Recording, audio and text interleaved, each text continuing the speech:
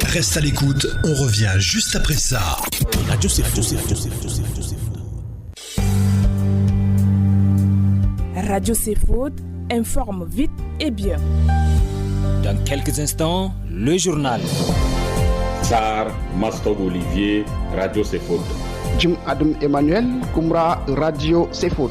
Demondou, Apollinaire de Vaidi, Radio C'est Faux. Benoît Mbamne Pierre, Radio C'est Faux. Mongo, Ramadan Idriss Issa, Radio C'est Faux. Doba, Dikodom Frédéric Ngarnoudim, Radio C'est Faux. Pala, Jean Reben Casimir, Radio C'est Faux. Tenadi Victoria, Doba, Radio C'est Faux. Boud, Boumdita Mikael, Radio C'est Faux. Gelo Mohamedou Daousman, Radio C'est Faux. Salima Nusraddin Hamad Abéché, Radio C'est Faux. Raalbay Sylvie, Paris, Radio C'est Faux. Abidjan, Jacques Ngol, Radio C'est Faux. Mardi 2 décembre 2025, bienvenue au journal de Radio C'est Faux, les titres. L'ouverture officielle du 3e pont de N'Djamena, dénommé le pont de la refondation reliant les 7e et 9e arrondissements, s'est tenu hier après-midi dans une ambiance empreinte d'enthousiasme et de solennité. Notre reporter Melom Nabatinga a suivi pour vous cette cérémonie qui a rassemblé autorités, habitants et nombreux curieux venus assister à cet événement qualifié d'historique. Dans le cadre des 16 jours d'activisme contre les violences basées sur le genre, l'hôpital Notre-Dame des Apôtres a organisé ce 2 décembre 2025 une journée d'échange et de réflexion avec les leaders communautaires, les chefs traditionnels et religieux. À suivre le compte-rendu de John Tekevin. Et puis, la planification urbaine joue un rôle clé dans la création d'une ville attrayante. Cela implique de prendre en compte les besoins des habitants, tels que des infrastructures de transport efficaces, des logements abordables et des espaces publics conviviaux. Cependant, l'incivisme et le non-respect du domaine public représentent un défi majeur pour la propriété et l'image de la capitale tchadienne, nous dira Morno Jussine dans sa chronique du jour. Voilà pour les titres. Bienvenue à toutes et à tous. Konodi Ngaro. Mesdames et messieurs, je le disais, l'ouverture officielle du 3e pont de N'Djamena, baptisé pont de la refondation reliant les 7e et 9e arrondissements, s'est tenue hier après-midi dans une ambiance empreinte d'enthousiasme et de solennité. Notre reporter Melom Nabatinga a suivi pour vous cette cérémonie qui a rassemblé autorités, habitants et nombreux curieux venus assister à cet événement qualifié d'historique. En voici le compte-rendu. L'inauguration de cet ouvrage constitue une avancée majeure dans le vaste chantier de modernisation des infrastructures de la capitale. Ce pont ambitionne d'améliorer significativement la mobilité urbaine et désengorger plusieurs axes stratégiques de N'Djamena. Le maire de la ville de N'Djamena, Senoussi Abdoulaye Hassanan, a souligné que ce nouvel édifice vient renforcer la cohésion et le dynamisme au cœur de la capitale. Le nouveau pont que nous inaugurons aujourd'hui n'aime pas simplement un simple ouvrage architectural. C'est une promesse d'unité. Le reflet vivant qui souffle à notre capitale cette vérité simple. Nous avançons ensemble et personne ne sera désormais mis de côté. Le ministre des Infrastructures, du Désenclavement et de l'Entretien routier, Amir Idriss Kourda, a profité de cette tribune pour dévoiler les prochains projets envisagés par son département ministériel.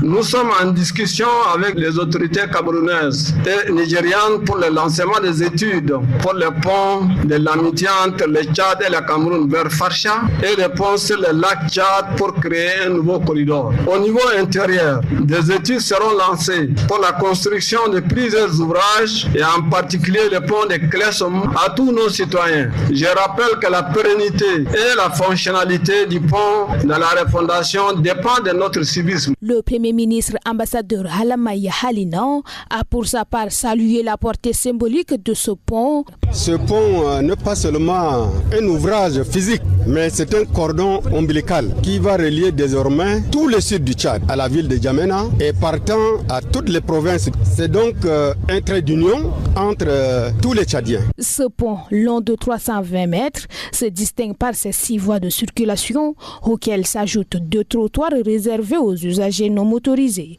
Il est relié à près de 2,5 km de voies d'accès aménagées.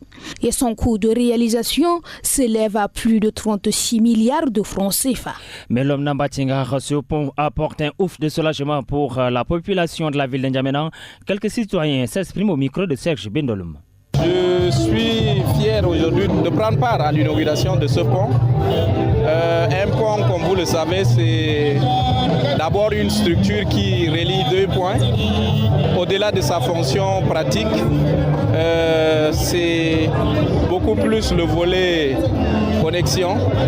C'est un symbole puissant qui rassemble, qui, au-delà de tout, connecte plusieurs points et dessert surtout. Ce pont va desservir en termes d'échanges commerciaux, mais aussi de fluidité en termes de traversée. Donc je suis fier personnellement en tant que ministre du Commerce et de l'Industrie. Ça va nous arranger beaucoup. Ce dernier moment, il y a alors l'embouteillage vraiment qui se compresse au niveau des ponts anciens. À chaque fois, c'est l'embouteillage seulement. J'ai vécu une partie de ma vie à Walia et dans le moment les plus difficiles, les inondations de 88 nous rappellent des moments très difficiles. Aujourd'hui, en assistant à l'inauguration de ce pont à 6 voies, je suis comblé. Aujourd'hui, je suis très content sur le niveau pont ouvert. Le petit pont serait que le piéton, leur système qu'ils ont fait là, je pense que ça ne peut pas créer beaucoup d'embouteillages.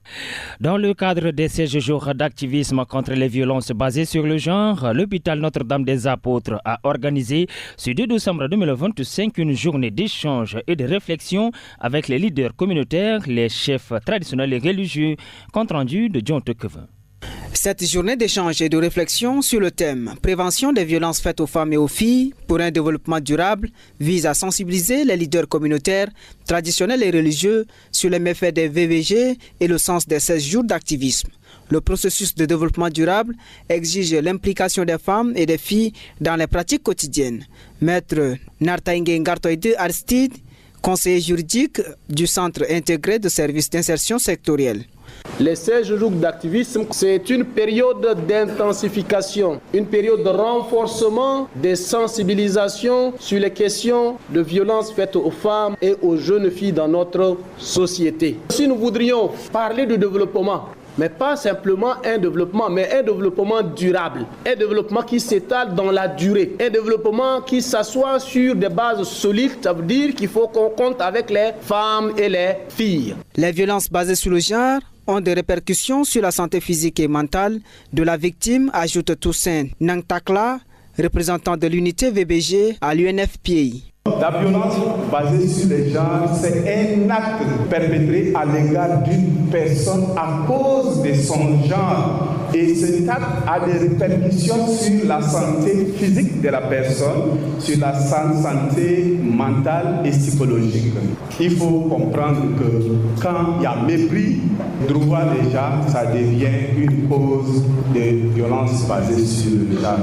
Et également l'inégalité entre les sexes, qui est aussi la cause profonde des violences basées sur le genre. Rôle des leaders dans la prévention des violences faites aux femmes et aux filles, les VBG et ses causes sont les thèmes débattus lors de cette journée d'échange. Vous écoutez le journal de Radio C-Food. Merci pour la confiance. La gestion des espaces publics dans certaines communes d'arrondissement de N'Djamena pose un véritable problème. Ces lieux qui devraient en principe servir des endroits de diverses rencontres sont insalubres et parfois l'on déplore des comportements inciviques. Une situation embarrassante pour tout le monde. C'est un sujet de reportage signé Col Frédéric. Les bancs publics doivent servir des lieux de récréation. C'est désolant de voir des comportements inciviques se développer dans ces endroits aménagés aux abords des avenues, ronds-points, marchés et même écoles. Défécation, urine, vol. Ce que vous avez constaté sur les espaces, quand je fais le sport, je constate que au lieu que ça soit un espace de repos, les gens viennent là pour fumer la drogue, pour boire l'alcool. Et deux fois même la nuit, certains malfrats se cachent là pour faire du mal aux citoyens. Donc c'est envahi par des brigands et des bandits, quoi. Et là, je sais pas, plus près de nous, la police municipale ne peut pas prendre sa responsabilité. C'est un endroit où les jeunes viennent pour se détendre, faire la lecture, mais d'autres personnes prennent l'endroit là comme des maquis, surtout les élèves. Ils viennent là prendre de l'alcool, les drogues et même ils font les désordres là. C'est une question d'éducation parce que de mon point de vue, si tu es bien éduqué et que tu vois un espace libre, tu sais déjà que quelqu'un va venir utiliser. Les gens viennent laisser certains déchets et ça ne nous avantage pas. Pour le sociologue Taginanda Kumrat, au-delà des loisirs, du divertissement, des détentes, les espaces publics procurent un climat de renforcement des brassages entre les citoyens. Les espaces publics contribuent à un climat de renforcement de la cohésion sociale car ces endroits servent d'essence de partage, de courtoisie, de brassage entre les individus et favorisent aussi la destinée artistique, culturelle, touristique ou l'apaisement psychologique. Il faut reconnaître que ces lieux donnent l'expression loyale de la description d'une ville à cause de son attrait physique et des œuvres d'art qui s'y trouvent. Avec l'existence de ces quelques lieux que nous constatons sont mal entretenus, je pense qu'on doit disposer des agents d'entretien, des gens aussi de sécurité, pas pour menacer les gens, mais orienter l'usage de ces lieux. La population appelle donc des autorités communales pour un suivi et d'entretien des espaces publics, car ces zones d'attraction jouent un rôle indispensable dans nos sociétés. Chronique. Bienvenue dans la chronique de la rédaction. Le Tchad est indépendant et souverain. Ce cadeau n'est ni or ni argent, c'est la liberté. Chronique. Nous restons dans le même chapitre. La planification urbaine joue un rôle clé dans la création d'une ville attrayante. Cela implique de prendre en compte les besoins des habitants tels que des infrastructures de transport efficaces, des logements abordables et des espaces publics conviviaux. Morne Justine, vous nous dites que l'incivisme et le non-respect du domaine public représentent un défi majeur pour la propriété et l'image de la capitale tchadienne. Le constat est réel. Il vous souviendra qu'il y a quelques années, la mairie centrale a construit des abribus aux abords des rues, des bancs dans les espaces publics et même sous les viaducs afin de mettre à l'aise les citoyens.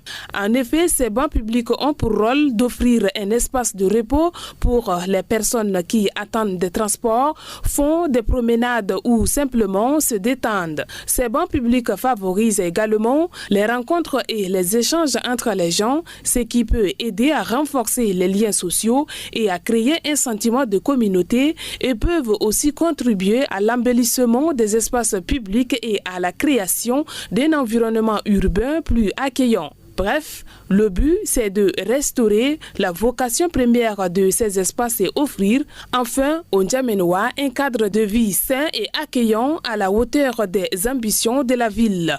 Voilà le rêve de tous les maires.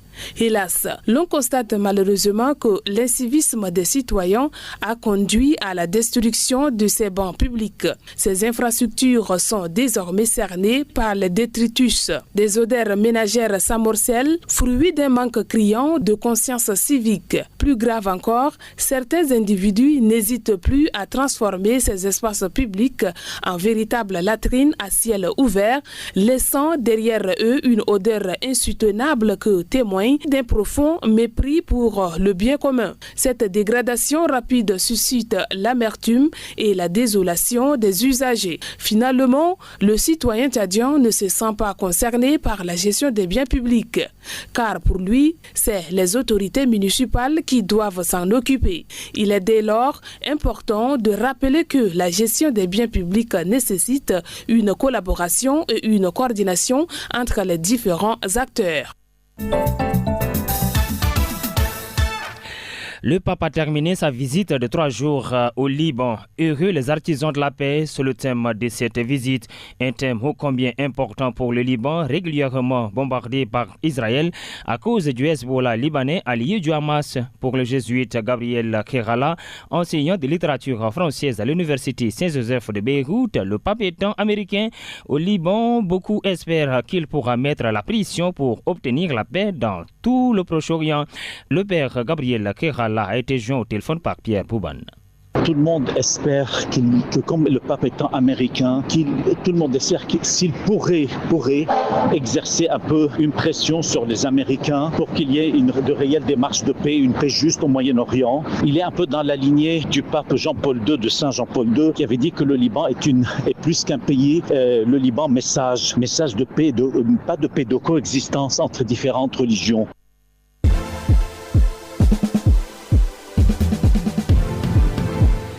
Mesdames et messieurs, c'est tout pour ce journal. Un journal réalisé par l'ensemble de l'équipe de la rédaction sur la coordination et le regard gendarme de Pierre Gouban. La partie technique a été assurée par Soabe Bourdane. À la présentation, je suis Kono Djingaho. Merci à vous de nous avoir suivis. Maintenez le cap, restez à l'écoute de Radio Seafood. Au plaisir de vous retrouver demain. Au revoir.